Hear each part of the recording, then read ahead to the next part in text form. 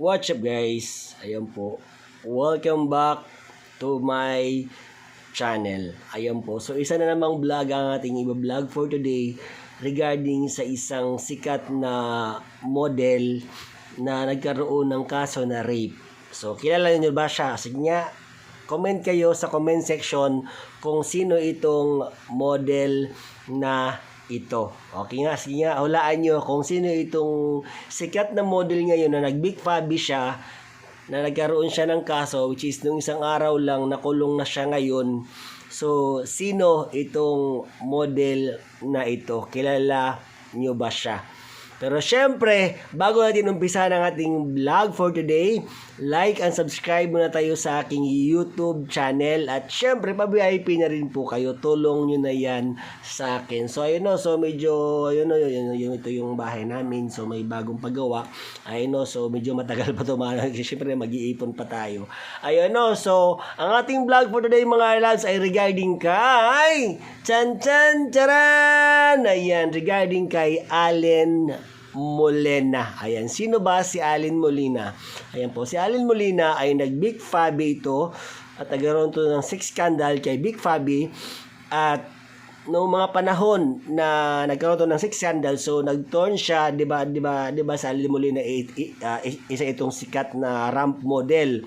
So ngayon, nag-big fabi to. Yes, pareho naman kami. So sa Allen Molina ngayon, nasa 37-year-old na siya ngayon. So medyo actually magka-edad lang kami actually. Ayun o, so, yun, so nagulat talaga ako sa balita talaga, nagulat ako doon sa isang balita dahil nag-chat sa akin si Doc, yan, itong si Doc, isa ito sa mga VIP ko na talagang fabulosa. Alam mo yung yung kumbaga isa to sa mga VIP na halimbawa pag walang lalaki si Doc, magchat sa akin si Doc, sabihin niya na, Jason, bigyan mo nga ako ng guy, ganito. So pupunta ako ng Tarlac, ayan, kasi taga-Panigit si Doc eh.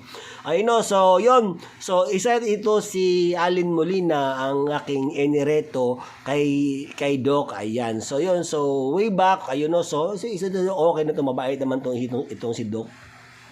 Ayun no, so back tayo kay Big Fabi no. So back tayo kay Big Fabi na naging model ito si Allen Molina. Ayan no. So nagulat talaga ako sobrang nagulat talaga ako sa balita. Sobrang nakakagulat na ito kasing si Allen Molina kasi meron tong what do you call this one? Meron tong asawa. Yung kanyang asawa meron ng anak sa ibang lalaki. So, yun.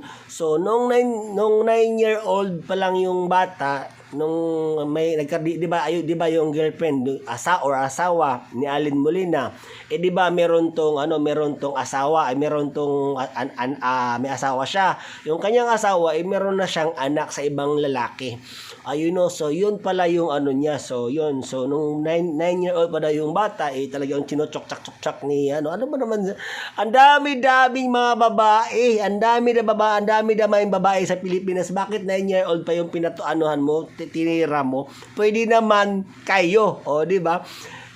Alam ko na alam nyo mga bebe, alam ko na marami ang mga nagkakandara pa kay Allen Molina. Hindi, yung totohanan lang tayo, doon na tayo sa katotohanan, okay?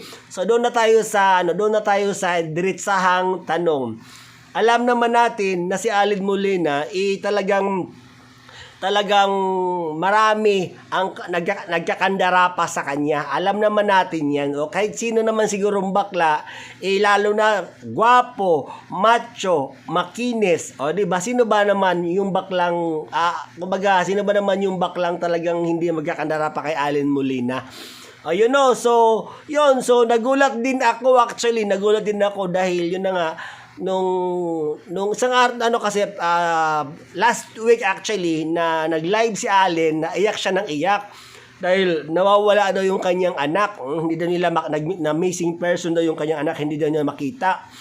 Yung pala naglayas itong batang ito. Ayan, yun pala naglayas yung bata.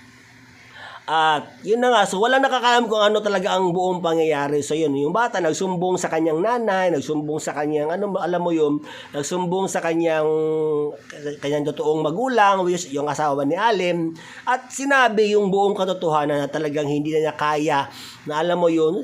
Pero sa totoo lang, nag-iisip ako, gwapo naman tong si Ali. Ano ba namang buwan? Sa dami-dami ng mga lalaki, ng mga babae sa bansang Pilipinas, bakit 9-year-old pa yung tinira mo? O, di ba dahil ba masikip? Ayan. So, ibig sabihin na talaga, masikip ang hinahanap ni Alin. Ayun, so talagang nagulat ako sa balita talaga. Sobrang nagulat ako sa balita na, alam mo yun, si Alin hinahanap.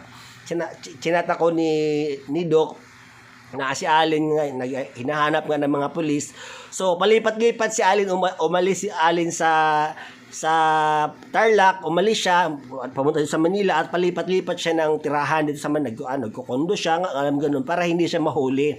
So yun, so nung isang araw, nahuli na siya, at yun, sa balita, nagulat talaga ako talaga, bakit, kaya sabi ko, kung kaharap ko si Alin, sasabihin ko, bakit ba naman yung, sa dami-dami ng bakla, babae, kahit sino, crush na crush si Alin, bakit doon ka pa pumatol? But yun pa yung tinira mo, yung 9-year-old. Di ba nakagulat, di ba?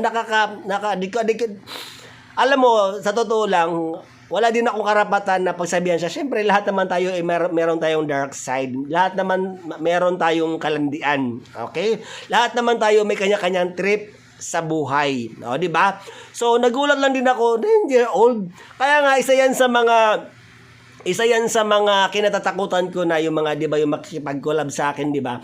Lalo na pag may mga bata pa, yung mga 16-year-old, 15-year-old, talagang inaayaw ko talaga.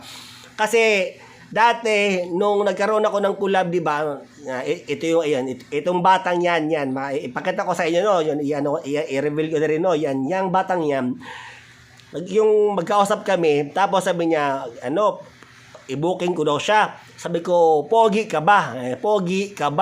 Sabi ko, pogi naman siya. Hindi, nag-video call kami, pogi nga. Talaga, dax ka ba? Dax daw siya. Pinaka-dax talaga. Hindi. So, for this day, so talagang mapasabihin mo talagang sana all. Ayun na, so yun. So, talagang gumawa kami ng video. Pero sabi ko, itong video na to, ipopost ko to sa Twitter, ha. Para updatein ko kayo sa mga bagong video sa ina-upload ko. Kasi di ba, So meron yun akong mga Telegram lads, channel. ang ating bago today mga lads ay kasama natin ang super cute lahat yung 5,000 kasi bibigay sa iyo yun, at yung 5,000 pa makukuha mo yun sa loob ng 30 days kasi syempre ibibenta pa namin yung video, di ba, mag-aantay pa kami kung may shares kami. Ganun yung patakaran ko. Ito na nga yung nangyari. Sinumbong ba naman ako sa nanay, nasabi ng nanay, ipakulong kita. Alam mo ba, lahat na yata ng remedy, ginawa ko na. Bakit? Dahil kaysa makulong ka. Sobrang hirap makulong mga bebe. Kasi syempre, alam nyo naman, di ba? Sobrang hirap makulong. Kaya siya, alam nyo naman, nakulong na ako. Ayun, no. So talagang lahat ng remedy talaga, sabi ko, yung buong kita ko sa GFF, ibigay ko na lang, ibigay ko na lang sa inyo. Ayan, that's almost 50,000 pesos actually. Kasi ang kita ko sa GFF, minsan, $1,000, that's for 1 month. Di ba? Tapos nagulat talaga ako, sabi ko, ayun na nga, so back tayo sa ating topic, no, sa Alin Mongolian, no. So siguro kung ako bibigyan ako ng sabihin ko si Alin, bakit yan ang pinatulan mo? Marami namang dyan, sa dami-dami ng mga nagkakandarapa sa kanyang lalaki, bakla, babae. Oo, di ba? Bakit doon ka pa pumatos sa 9-year-old? Bakit yan pa ang pinatulan mo? O anong nakain mo? O, di ba? So talagang nakakagulat, no? Nakakagulat. Pero syempre, hindi ko rin naman siya masisisi dahil sabi ko nga sa inyo, lahat tayo, mayroon tayong kanya-kanyang mga kalandian. May kanya-kanya tayong trip sa buhay. Ayun, no. Pero syempre, bago natin so yung mga gusto mag-subscribe sa aking Super VIP Telegram channel, andun lahat naka-upload ang ating content. So yun, no. So ngayon, since tapos na ang aking kontrata sa online casino at medyo ang dami mga nagchat-chat sa akin, bakit nagpo-promote ako ng casino. Yan, bakit ko tinatanggap ang itong collaboration ng mga online casino. So, syempre, pera yun Ikaw ba naman naalokan ka ng 110,000, 120,000, o syempre, diba, brand ambassador ka lang. Pero syempre ngayon, tapos na yung aking kontrata. So, yun, sabi ko, back to gawa muna tayo ng content to. So yun. So sabi ko, sige, balik muna ulit tayo sa sa X. Kaya ngayon nagpapalaki ulit ako sa aking X kasi nasa 61,000 na ako doon. So i-follow niyo ako no. At Lee Jason 03. Yung mga mag-subscribe naman, ilalagay ko yung aking Telegram channel. Ilalagay ko yung aking Telegram channel sa link sa comment section sa baba at Jason Lee 03. Once again, ang aking Telegram, yung mga mag-subscribe at Jason Lee 03. Okay po. Ayun o, so yun na nga, nagulat talaga ako. Sobrang nagulat ako sa mga nangyayari kay Allen Molina. Dahil syempre, isa itong batang ito sa mga pinopromote ko talaga. Yung mga binibigyan ko ng, alam mo yun, binibigyan ko ng booking, binibigyan ko ng, alam mo yung mga VIP. Kasi syempre, marami akong VIP, di ba? So talagang binibigyan ko siya ng mga VIP talaga. Binibigyan ko siya ng VIP. Wait lang, may kausap ako.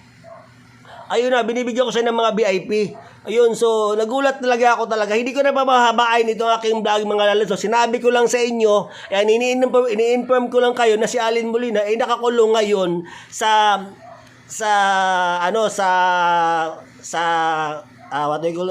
Tarlac dahil nga sa kasong rape. So syempre alam niyo naman kapag rape walang bail yan. No bail ang rape na kaso. Nakakaawa, nakakagulat. Sobrang alam mo yun, di ba? Sa dami-dami ng mga bakla, mga babae sa buong Pilipinas, bakit 9-year-old pa yung pinatos mo? Nagulat talaga ako talaga. I know, once again, hindi ko na pahabain mga lalo, yung mga gusto mag-subscribe sa aking Super VIP Telegram channel, i-PM nyo lang ako at Jason Lee 03. Okay po? So, bye-bye everyone! Bye-bye!